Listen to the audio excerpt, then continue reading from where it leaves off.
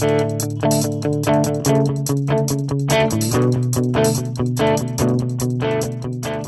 to Pedo Teeth Talk, brought to you by the American Academy of Pediatric Dentistry, a show that delivers cutting-edge ideas for the professional specializing in pediatric dentistry and promotes the highest standards of patient care with today's top experts in the field.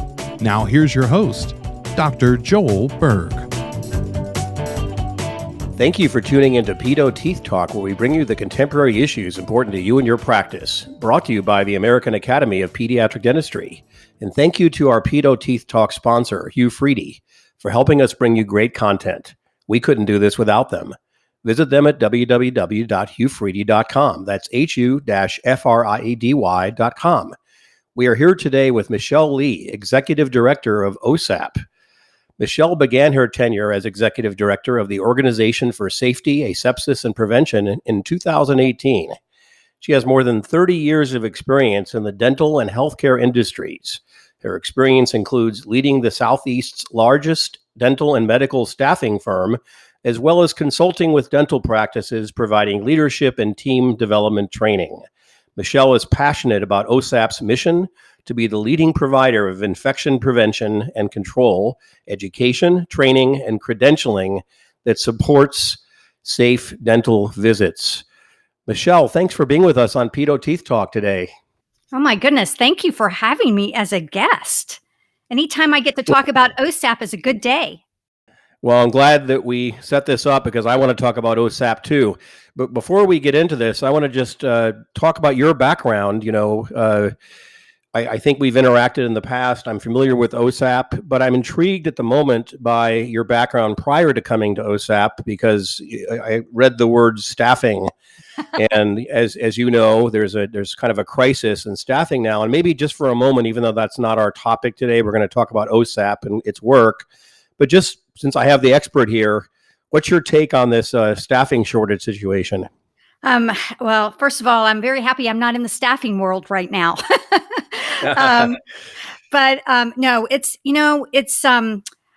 I will say that throughout my career, dental assisting has been a huge challenge for many, many years prior to the pandemic. And of course, the pandemic has just made things tough for so many people. And we're now seeing a huge, a shortage with dental hygienists. And those are the phone calls I still get from a lot of my former clients calling me and asking Michelle, do you know anybody? Can you help me out here? Yeah, do you know anybody?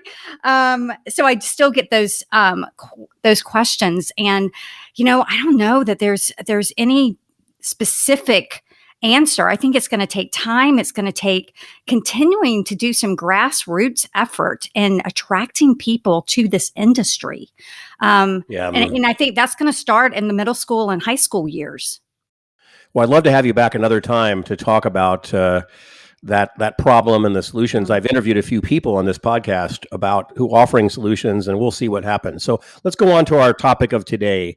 So tell us about the work of OSAP. What is, and then before the pandemic, then we'll talk about the pandemic. That's, if you weren't on the map already, you sure are now. So tell us about OSAP's work for those who don't know what the organization does. So OSAP it's a membership association, just like your pediatric association. It was started in 1984. So we've been around for about 38 years. And it was started because of AIDS and HIV. And at that time, we had a new pandemic, right? And so everything in dentistry needed to be reviewed, needed to be looked at. And this group of founding members came together to say, how can we educate the dental professionals? And what's really interesting about this group, it was made up of not just clinicians, but the idea came from manufacturers of infection control products, which I think is one of the most interesting things about OSAP is our membership makeup. So we have clinicians, so dentists, hygienists, assistants. We have the practice managers as members. Then we also have dental educators from assisting hygiene schools, dental schools. We have consultants, those people who go into practices and do the annual OSHA update and infection control training.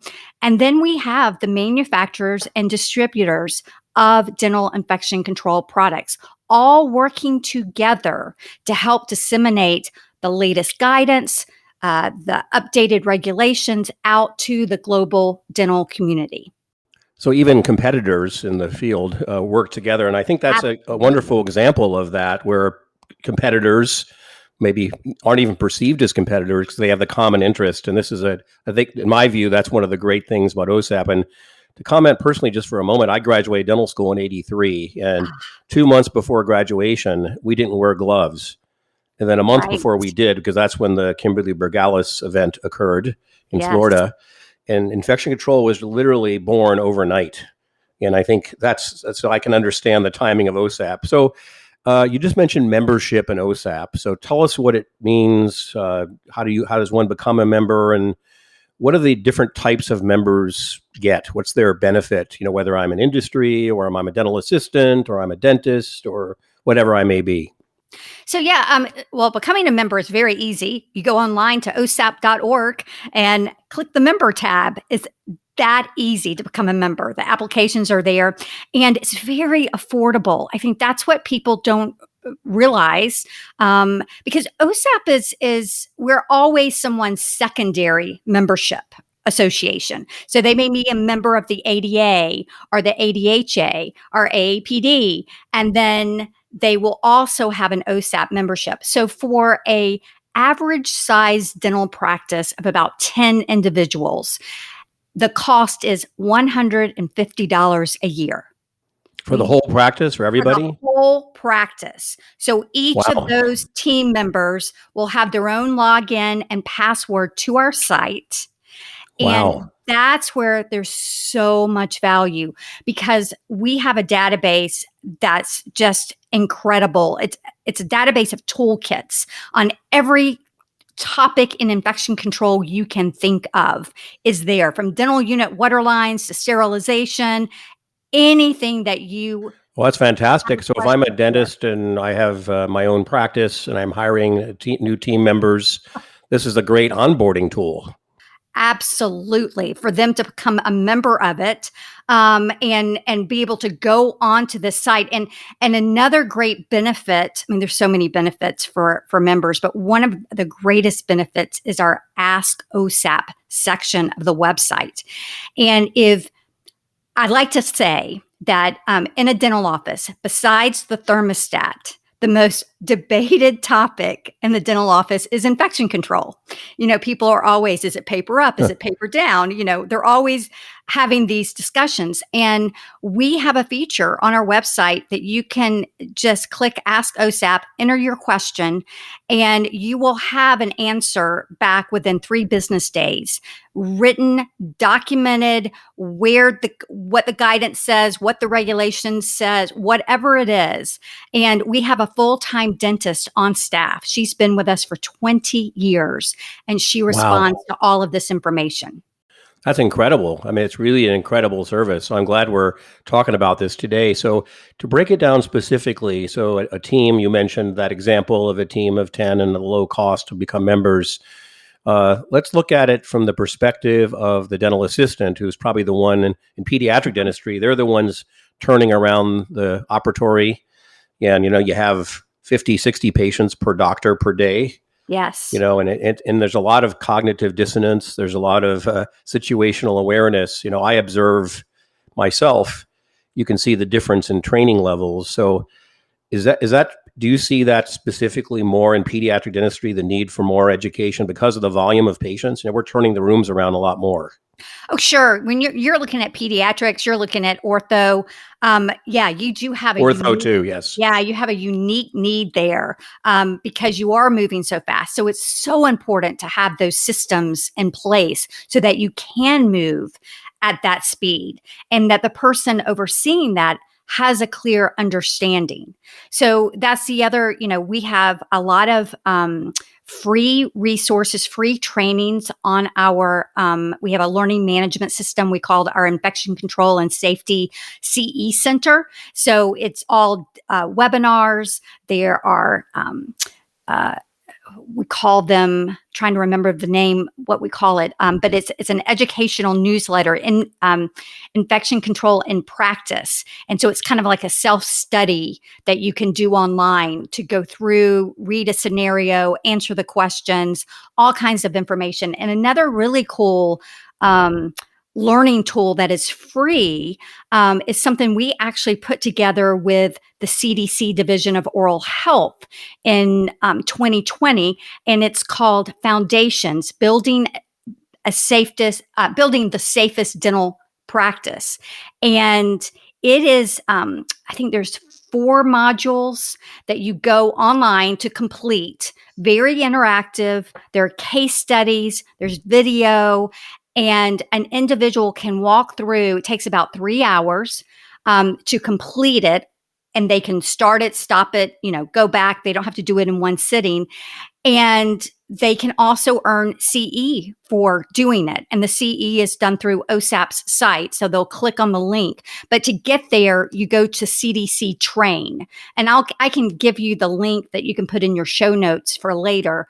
We'll post that when we post this for sure. Yeah. So it's a great training tool that for a new person.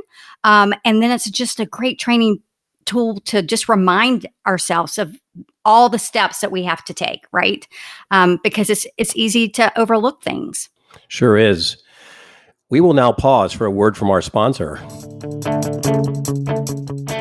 Do you need additional CE hours but don't have time to travel to courses? Did you attend the annual session and want to listen to the audio recordings?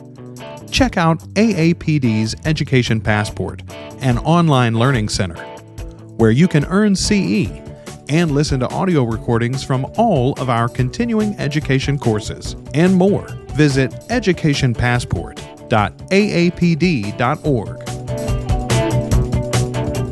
We are back with Michelle Lee, the Executive Director of OSAP, an organization that as soon as we're done here in a few minutes, I'm going to join. And Thank you. You already convinced me. I've known a little bit about it, but we're all learning a lot more. So obviously, we were just speaking about what is OSAP and what does membership give, and I'm already learning there's a lot of benefits to joining, and it's for a team, the entire office. So obviously, the big question is the pandemic.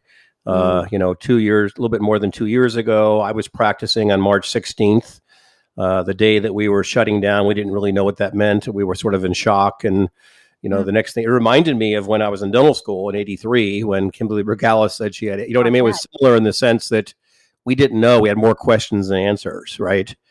We thought that was airborne too back then, early on.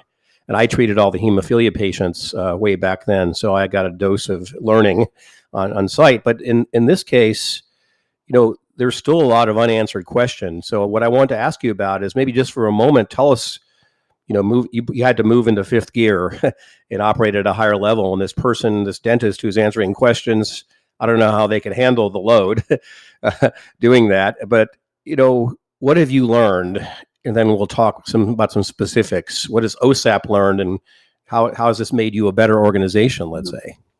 Well, when it first happened, we were, the phone was nonstop. 7 days a week, I was receiving calls and questions. And most of dentistry had to shut down. There were some people that stayed open handling emergencies. And there was a lot of fear. And I think, the one thing that I'll say for our association that our leadership really did a good job with was trying to calm people and take the fear out of it. We're going to find the answers, right? And so one thing we did immediately was we took down our firewalls on our website.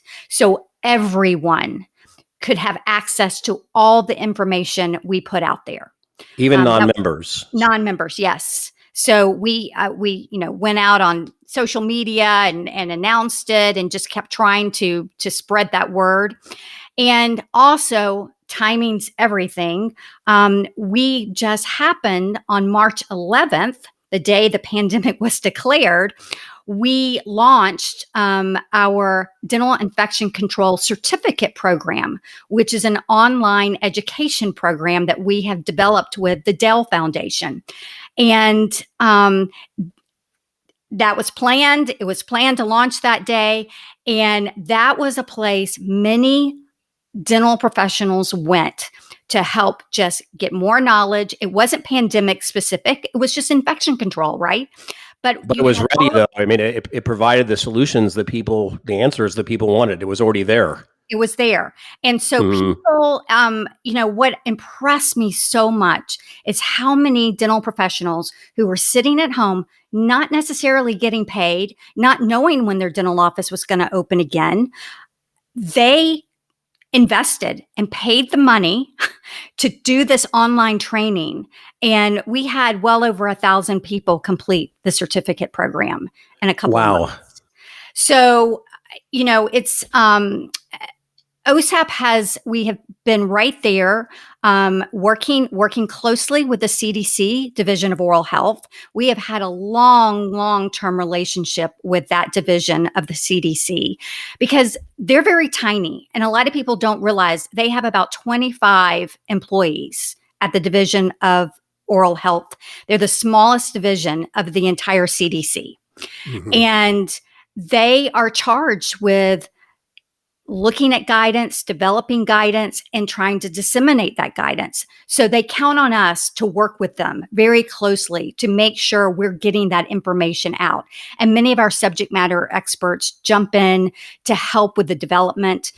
We held listening sessions for the CDC, Division of Oral Health, during the summer. We brought in leadership from every major dental association. They were all invited to participate in this. And CDC made it clear they wanted to hear from the dentist. They wanted to hear from the dental assistant. They wanted to hear from the hygienist, the office managers, public health, military. We put it all together. And that helped them as they were continuing to develop this guidance and disseminate it. And we're about to do the same thing with them again as they're looking to update the present infection control guidelines going forward. And so more to come on that because can't wait. We'll be putting some listening sessions together probably early 23. Well, I was one of the participants. I was invited and I enjoyed being in one of those sessions. It was quite enlightening. So this role that you play as sort of the expert to provide insight, advice, content, expertise to the CDC, are there other organizations that rely? I would imagine that OSAP is the go-to place for a lot of organizations. The people that for the dental hygienists, for periodontists, aerosols are big. That was a big subject during the pandemic. Yes. Yeah, we work with a lot of the associations reach out to us to provide the speakers for their conferences because, every conference has a little bit of infection control training in it at some point. And we have encouraged them to come to us and we'll help connect them with those leading speakers and make that happen. So that's wonderful. We want to make sure the right information is getting out there. So the last thing I want to talk about in our short time today is, when the pandemic hit, we all learned about OSAP and you had that certificate program in place. I didn't know that. That's fantastic. We all need to do that now. And, what's next is the question. And we were asking this 2 years ago, because we were suddenly, like mummies in practice. We all have pictures we were posting of me in like 2 gowns and a face shield and an N95 with another mask on top of it and, totally covered from head to toe. And then, of course, over time, and I work in I'm a part-time pediatric dentist, and I work in different offices, and everybody had a different way, and nobody was right or wrong. But everybody used to say there's going to be a new normal, and it's going to be kind of a regression to the mean, or whatever you call it. So in your experience to date, maybe this is going to come out in that new guidance you're talking about, but where are we going to end up? What are some of the big things? Are we going to be wearing N95s during flu season? Are we going to be wearing face shields? I mean, what are the changes that are going to stick for perpetuity? Yeah, it's a good question. We don't know yet, and that's what the research is being done right now. We're working with CDC is really focused on that. The next steps. Right now, we're still in interim guidance, so that's still in effect. They have not changed the guidelines, so that's where we are. It'll be interesting. I think a lot of interim guidance probably will stay the same, but there'll be some adjustments. Yes. I see. I mean, an example was, they were all, because aerosol was the big unknown, and maybe it is still a little bit unknown, then you hear the reports that there's never been a documented case of a COVID transmission in a dental office. So there's a lot of information that's unclear. It makes it a little cloudy. But then the questions like, how long do I have to leave the area vacant before the next patient can enter? I mean, there's so many detailed questions.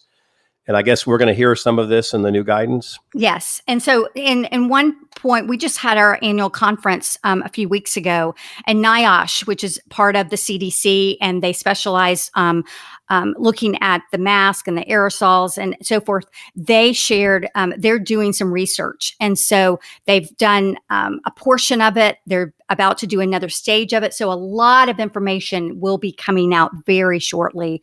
I would say in the next several months. In regards to we all know NIOSH. Every patient is looking at our face and they're seeing NIOSH printed on our face. Yes. So it's pretty familiar. Well, that's a good teaser for us to pay attention to your work. Michelle, this was great. Thank you so much. I'm going to join, and I'm going to encourage others to. And I want to stay connected with you because it's really important to us, particularly. And I appreciate the work that you and the OSAP do every day. So thank you for being with us on Pedo Teeth Talk. Well, thanks for having us. Do you need additional CE hours but don't have time to travel to courses? Did you attend annual session and want to listen to the audio recordings? Check out AAPD's new Education Passport. The redesigned and improved Education Passport is AAPD's online learning center, where you can earn CE and listen to audio recordings from all of our continuing education courses and more. Visit educationpassport.aapd.org for more information. For 10% off any product, use discount code TEETHTALK in the Education Passport store. Pedo Teeth Talk is the show that delivers cutting-edge ideas for the professional specializing in pediatric dentistry. Be sure to check out previous episodes of Pedo Teeth Talk, as well as our other podcast platform, Newly Erupted. All previous episodes are available on our website. We welcome your ideas for future shows and guests. For more information on the American Academy of Pediatric Dentistry, visit aapd.org.